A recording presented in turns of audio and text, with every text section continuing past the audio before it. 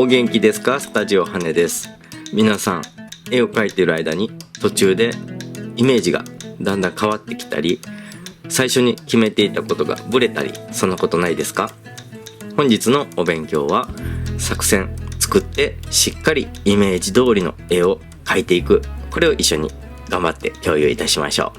久しぶりに作戦会議です。題材としてはフランスの凱旋門、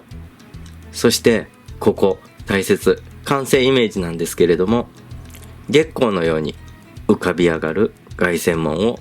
車のネオンが彩り踊るというところです。絵を描くときは感情は静かな方がいいです。怒ってたり悲しかったり、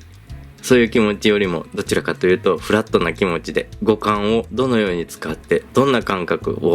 で絵を描いていくのかというところ意識してみたらいかがでしょうか。描き方の想定も決めておきましょう。正確にきっちり忠実にリアルに描いていくのか、それとも印象的に崩して描いていくのか。今回はやや印象的に描けたらなと思います。そして形、明暗、サイド、この3つにおいてもどのように描いていくのか、これも決めておきましょう。形はなんとなくでいいです。ぼやっとふんわり。そして明暗の方は柔らかく描いていきたいなと思いますので、やや印象よりというところでしょうか。明暗あまりコントラストつけないということです。そしてサイド、鮮やかさですね。鮮やかさはもう写真は少し曇っている感じで穏やかなんだけれども、そのサイドは、ちょっと印象的な方に寄せて実物よりも色味をつけて穏やかに描けたらなと思います。僕のこの動画は1時間ほどの練習をおすすめしています。集中してその自分が決めたポイントをしっかりと練習していきましょう。今回は印象的に最初にイメージを作って、そして描く、これでいきます。色の反射を起こしたいのはこんな黄色っぽい凱旋門出来上がったら、周りをこれぐらいの色で塗っていきたいなと思います。さらに欲を出して、この境界線が少し赤紫に輝いているような感じになればいいかなと思います。まず最初に構図ですね。構図の方は4分割構図狙っていこうかなとしています。4分割構図、縦横両方とも画面の大きさをきれいに4等分していって、でその交点、交わる点ですね、そこにポイントとなる部分を持っていく描き方です。下書きの際にはその構図エスキース何枚か描いてから選ばれるのがいいのかなと思います。車や並木道もしっかりある程度描いておきます。ある程度です。でポイントとなる完成イメージにも含まれておりました、ネオン、車のライトとかですね、そういったものが元気よく入っていってほしいので、ポイントとなる部分はしっかり描く用意をしておきます。ちょっとアクリルを混ぜた絵の具で最初にのせておきました。さあここから一気に色をつけていきます。まずはグレー調子に色を抑えて、画用紙の一番明るいところを潰していく作業ですね。でこの時は大きな筆をもちろん使って、そして水の量、あまり水たまりができないようにくらい意識してやっていきます。自分が頭に、自分の頭が手に指令を出して書いていくんだけれども、それが明確であって、そして難しくない命令を伝えてあげる、それが大切かなと思います。僕は一個一個の作業すごく手に優しいホワイト企業で、とりあえず水たまりだけを気をつけてみたいな感じで優しく伝えてます。それ以外はいいよって、色はまた塗り重ねようね、乾いたらねっていう感じですね。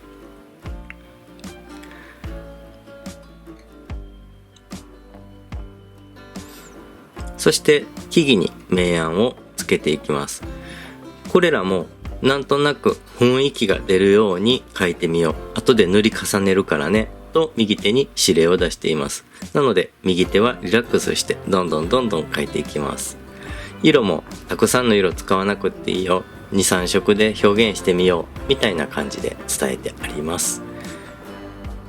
車を描くときもきっちりとした工業製品らしさを出すというよりも、その空間にそんな塊があるよねぐらいに伝わればいい。だからぼんやりなんとなくで描いていきましょうと右手にまた指令を出しています。道路に行き交う人々も上からまた層で重ねるんだけれども、だいたいこんな感じかなぐらいで最初の1層目は塗っていってます。そしてまたアクリルで、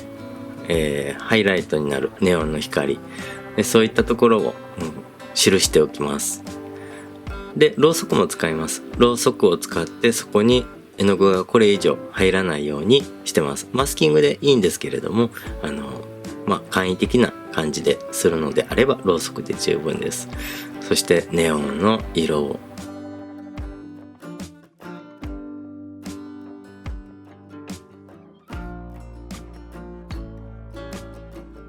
きらめくような感じで、上下左右に揺さぶった感じで見えたらいいなとして、そして上から層を重ねます。そして拭き取る。この時も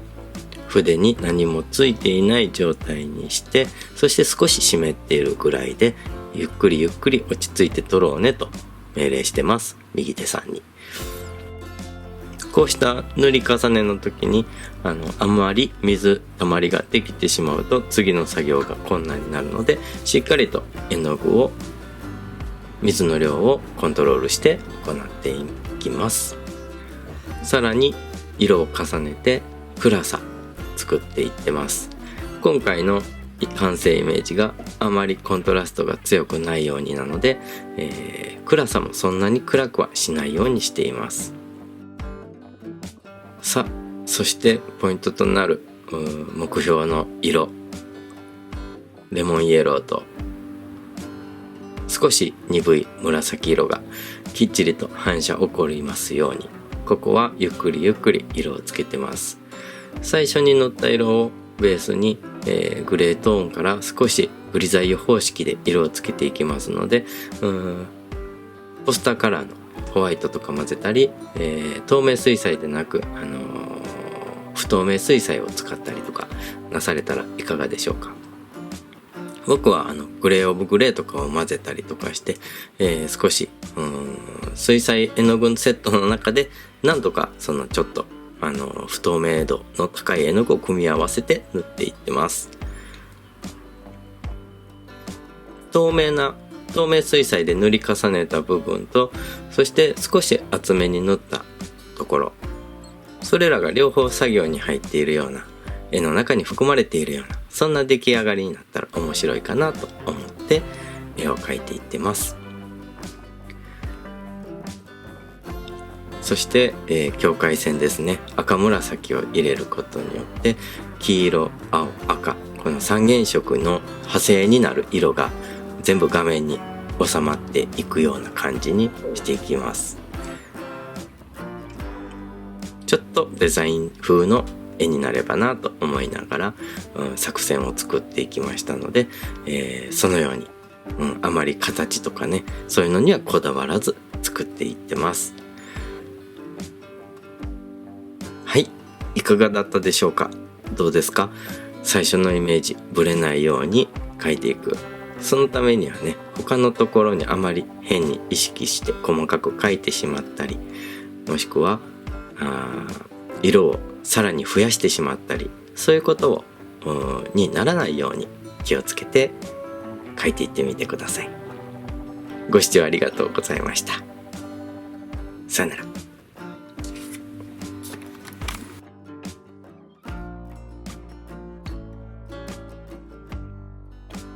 この動画が面白かった、役に立ったと思っていただけたら、チャンネル登録、グッドボタン、コメント、どうぞよろしくお願いいたします。このチャンネルは奈良にある絵画専門空間スタジオ&ギャラリー羽が母体となって配信しております。